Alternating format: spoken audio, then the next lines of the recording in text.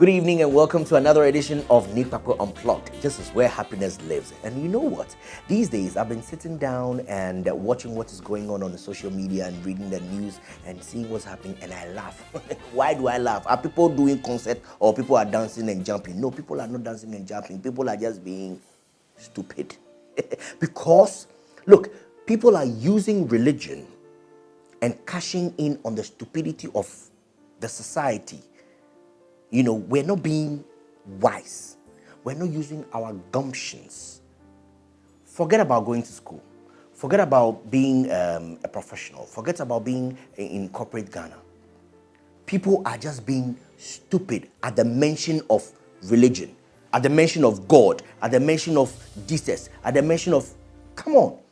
Look, the same Bible that we all read, or the same Bible that these people stand on to make these wild allegations or wild statements, says that by their fruits you should know them. Or the same Bible says, study and get yourself approved. You should know God has given us common sense to think. And if people are telling you things that are not sensible, you should be able to decipher and say, no, I won't do this. How can somebody who calls himself a man of God tell you that you should chew grass? Or they say, everybody, when you're coming to church, bring a bottle of beer and come and drink. Or some pastor will call you, or you go to pray for me, and the pastor will tell you, your husband, you have to leave him. Or because the reason why you are not having a child is because your husband's mother has eaten all the children in your stomach. Well, he, as a man of God, they will give you the rod of Moses. You take it. Look, people, let us think. If somebody is telling you something, you need to think deep about it. In Ghana, we say, think. I've got a letter from Silas, and he says, "Hi, Niikpakpo. Something happened a few days ago, and I don't think it is right at all.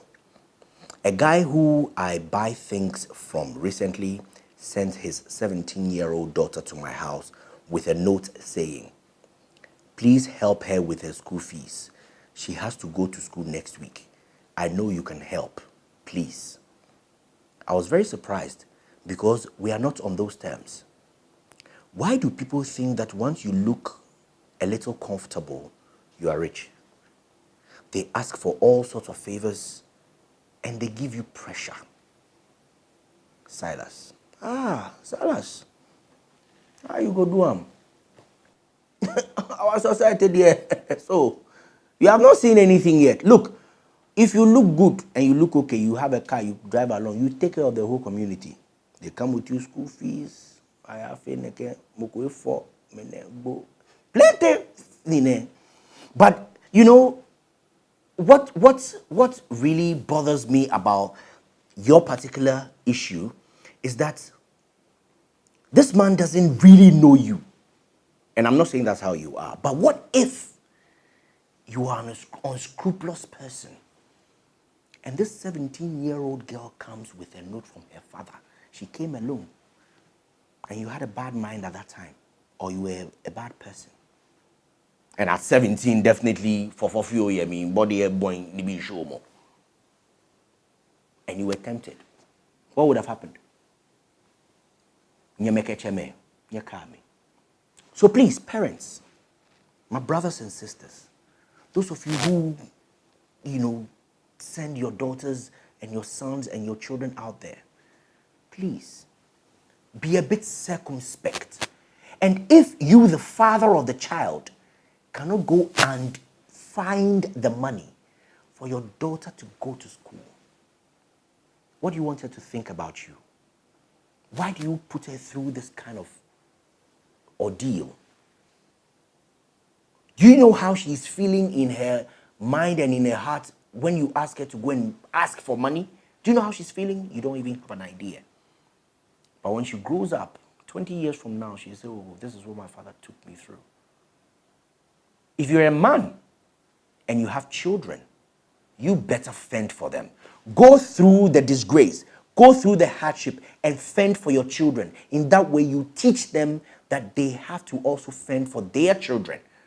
But if you go on this way, you will actually be telling them that, oh, you can have your children and they will take care of themselves. If you're not ready to have a child, you're not ready to go through the hardship of taking care of a child, do not have them. My definition of parenthood, my one-word definition of parenthood is sacrifice. And for the years that the child is born, so when they are on their own feet, working and making their own money and independent, for all those years, all you have to do as a parent, and to be a successful parent, is to sacrifice. And that is the only way. Please, don't put your children through such problems. Special thanks to Alisa Hotels Group for partnering us to bring you Niikpakpo Unplugged. Look, if you're looking for a place to have your conferences, you're looking for a place to get away, you're looking for a place to have a me time, Alisa Hotels Group has got you covered. Log on to alisahotels.com and you'll be glad you did. Coming up next, Francisca Kakra Forson tells me why she champions the narrative of women empowerment. How often do we put ourselves in other people's shoes? How often do we live other people's truths? And how she reacts to insulting response to her tweets. Once you insult me, I'll just block you. I don't need insult. She has her eye on the presidency. Power is sweet. I'd like to think about finding myself in a position where I take decisions that affects millions. All up next on Niikpakpo Unplugged. All right, so this evening I have in the house Francisca Kakra Forson. She's a freelance journalist and a mouthpiece for women and girls. I'm sure that she's going to have a lot to say about that. Francisca, welcome to Niikpakpo Unplugged. Thank you, Nee, for having me. But I like your headgear though. Yeah. Did you tie it yourself? Well, it took the effort of me and a few others to get this done. That's a lot of work invested in it. So you've been, I don't know if I should call you a crusader or a feminist or how you call it these days, but there's this wave of feminism sort of these days. What is it all about? Well, feminism is such a broad topic and a lot of people define it. So let's get academic. A lot of people define it as, rights for men and women. Essentially, that's what it is. Trying to ensure that men and women have equal opportunities, economically, financially, legally, etc. Right. What is it I think you're referring to is on social media. Okay, yes. There seem to be a lot of conversations that women are having.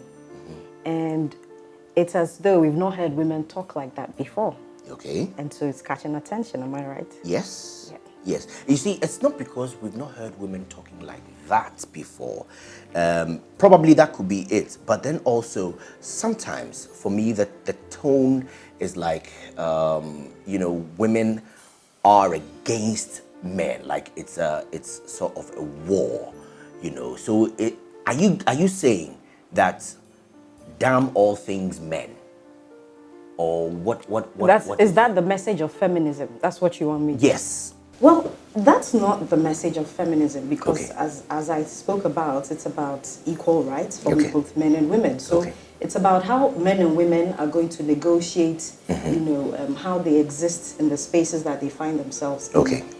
There's always a context to such things, to many campaigns. If you're talking about women's rights, children's rights, gay rights, there's always a context. But you see, there's these rights, women's rights, gay rights, whatever rights. I think all of these come under human rights. So why do we even have to break them down? Why don't we just, champion one human rights agenda and make sure that everybody is well taken care of? How are you going to champion one human rights for women, for children, for gay people? For people who are for destitutes. How are you going to? They're all human beings. They're all human beings, but once again, context. Okay. When people are deprived of certain rights, then they're able to make a case. All right. When somebody is oppressed, how do you tell that person who is oppressed how to cry? Okay. Watch the tone of how you're crying. It's becoming offensive. Yeah, you're crying too loud. You're crying too loud. Get into the corner and keep on crying and stop exactly. shouting. So it's about, and that's why I said we're going to have to manage how we interact within the spaces that we find ourselves. And that's the bottom line. So for me, I don't think that the message of feminism is anti-men. Right. I think that in the oppression of women, men have been the major actors. That's not with dispute. Okay. But because of that, and when we say men, we obviously aren't saying all men. Because me, I'm a feminist. No, we obviously aren't saying all men. Right. But it's about statistically. Okay. Okay. Yeah. You find that oppression of women carried out by men compared the other way around is disproportional. Right. And so in research, you would say men. Right. So it doesn't necessarily mean women are pointing accusing fingers at every single man. The use of the word men is to address a system more than human beings. A lot of women who call themselves feminists, pepper them group. They're married, they've got boyfriends, they love men. So when they finish shouting and peppering them, and then they go and say, "Oh, baby." You see, because women's rights or the fight for women has been going on for years. Yeah. It's not getting the results that it's seeking. And so at some point, you have to change gear, you know? Okay. And also because you want to, I think that the world is coming to the stage where women are really tired. Yeah. Women are really tired. I'll tell you my experience as a woman. And that's how come you hear women talking and you say, oh, they're angry feminists. But sometimes, and pardon my French, just imagine you don't have a dick. Yeah. And experience a whole day, 24 hours, without a dick, with boobs, with butts. It would be nice, Papa. That's what you think. Squeeze. No, but if you see, then you are not imagining it as a woman. You are still imagining it as borrowed goods you can still benefit from. No. Right. Yeah, but well, if I didn't have a dick and I only have boobs, and that's what I have. The bottom line is to live. Imagine living your life as a woman. A woman. And right from infancy. It's nice to live as a woman. You people enjoy the bounty of the world. Like men just men just fall for you, man. Look, I feel that women are the most powerful in this world. Not many men can just make the statement. Women just don't know it. Even the women themselves. I agree. You just don't want to agree that you are the most powerful. I agree, and that's why feminists want the narrative to change. Because for women to be able to live their full lives, they need to know their potentials. But back to my example about living a day as a woman. Yeah. Right from as far as you can remember as a child, before you even hit puberty, you are taught to be afraid of men. Okay. I'm sure it's a conversation you probably will have with your daughter, or probably you've had it. I don't know, but you're not yet. But the points will come. Yeah. Why would you have that conversation? You are afraid to go into certain spaces. You are afraid to mingle in certain crowds. How many women are comfortable walking along the road, just them, 9 p.m., 10 p.m., carrying their bag, holding their mobile phones? No. Only women can do that. How many? In reality, how? Do you know why? When you go to Cantonment and Togo Embassy area, do you see any men standing there at 1 a.m.? I'm told that you cannot see them. You cannot see the men, but they are there and they are playing. No, the men are not there. Which man will stand at a traffic light alone at 1 a.m. waiting for who? Your mother? I was going to say that. So who is talking for the boys then? Because are the boys marginalized? Do they experience what women experience, what girls and women experience? Yeah, I think to some extent. Are they the obvious victims of rape? Not the obvious, but they do experience some of these things also. What I think should be the direction is think about tackling the issue from the other point. where boys are also sensitized not to,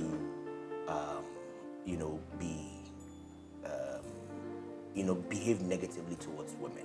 How is that kind of education being taken? All those conversations do come up in the feminism conversations. Yeah, but it doesn't. It does. I've not seen like boys being I have told, personally hey, tweeted about raising sons right. Yeah. Questions in conversations with feminists, the questions that we are asking is, a lot of the time you find that mothers raise children. Right. At what point do we see certain changes in boys? Mm-hmm.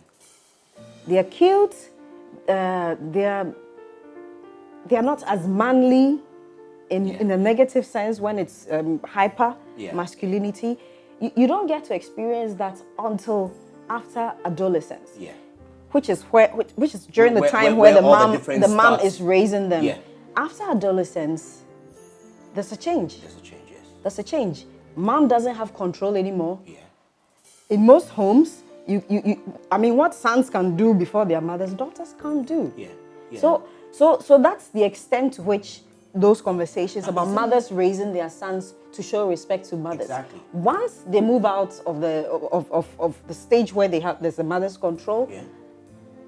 So actually, it starts with the women. Actually, it starts with the women. So the women need to, now sensitize their children, or women need to sensitize themselves to train the children to be equals all through, not cede the responsibility of putting the boys right to the fathers at a certain age, and then say, okay, oh papa beba beto. I agree, and to a large extent, there's been a failing on mothers to a large extent, because, and it's difficult to also blame them, because it's a patriarchal world we live in, right, where the male gender is seen as superior to the female gender. So even the mother herself feels inferior to the father. Yeah. And that's her psyche. So we need to look exactly. At the so that's the psyche. And that's why these conversations should happen, to change the narrative. And so if a group of women are sitting here having this conversation, of course you know that in their home it's not going to be genderless. It's not going to be a gender role assigned home. It's going to be genderless. Right. When I was growing up in my home, there were no jobs or chores for boys and for girls. My mom wouldn't take any of that. Same in my home too. Anybody will scrap the toilet, the bathroom, will make the food. In fact, my brother is an excellent cook. He makes the best fried rice. Oh, really? Yeah. Okay. And so it's... I also make the best pancakes. I'm going to visit you sometime. I will. Do nice. I will carry my Imodium, by the way, just in case. Oh, don't worry. You won't need it there and then. You will need it when you get home. So, when you're tweeting, when you're posting your tweets, what triggers those tweets? Is it anger, or is it something? I mean, because sometimes I read your tweets and I'm like, whoa, woman, you're on roll. There was a joke I was making with a colleague that, Charlie, sometimes you'll be tweeting feminism stuff and you're with your boyfriend somewhere doing things. But people read it and they're like, hey, what's going on? So it's not really your mood, but it's really about the agenda. The agenda, all right. And we've come to a point where I don't know if it's a criticism on society, but we're not paying attention. We're not paying much attention to the things around us, and so there's the need to hit people, with certain positions or with certain agendas. The impact has to be great. Yes. So have you been getting backlashes on social media? And the funny thing is sometimes I'll be tweeting and I have a male friend standing by me who is reading and is just laughing at Charlie. This thing you did, right?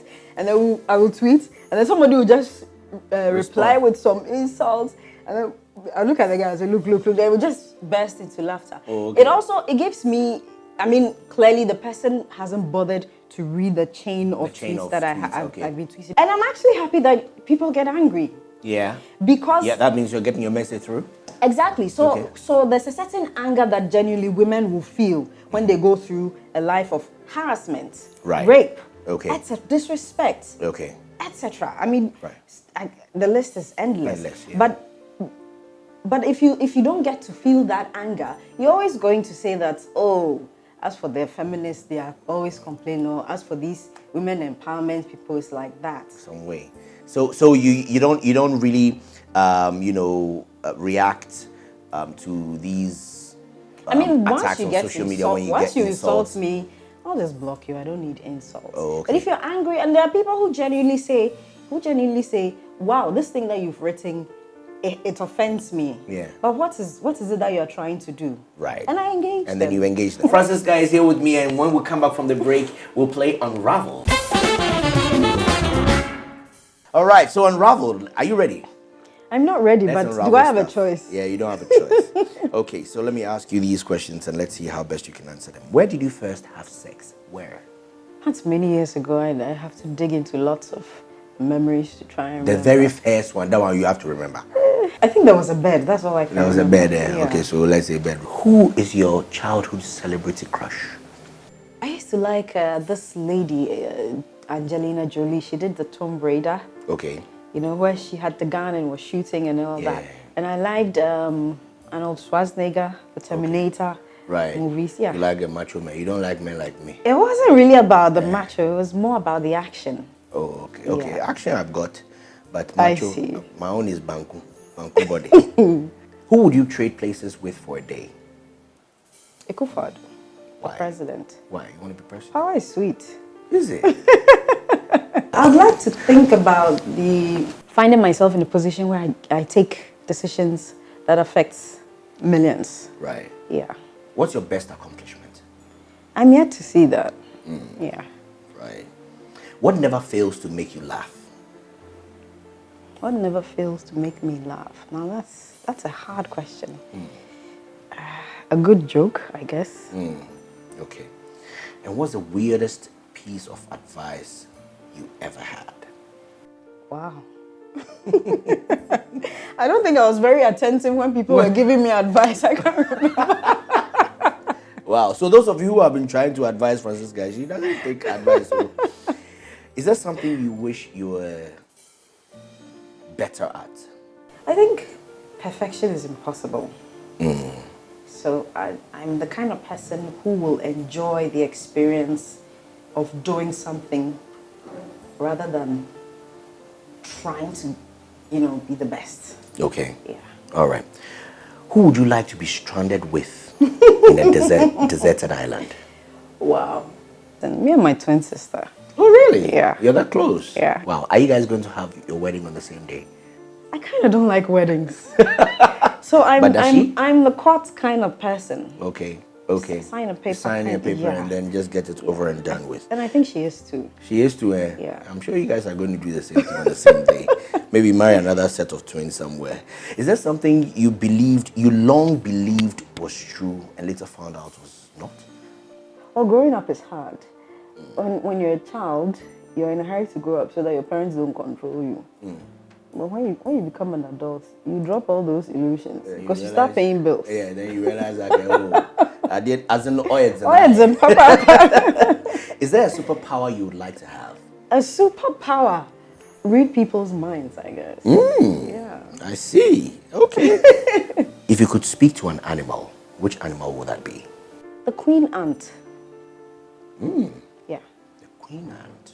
You know when you see the ants moving to us, it's like without any purpose, or they're just making our kitchens look dirty and all that. Okay. But they all seem to be moving in one direction to grab food and move to the other direction to go and give to their queen. I want to have a conversation with that queen. With that queen. Oh, okay. So there's that thing of the bees.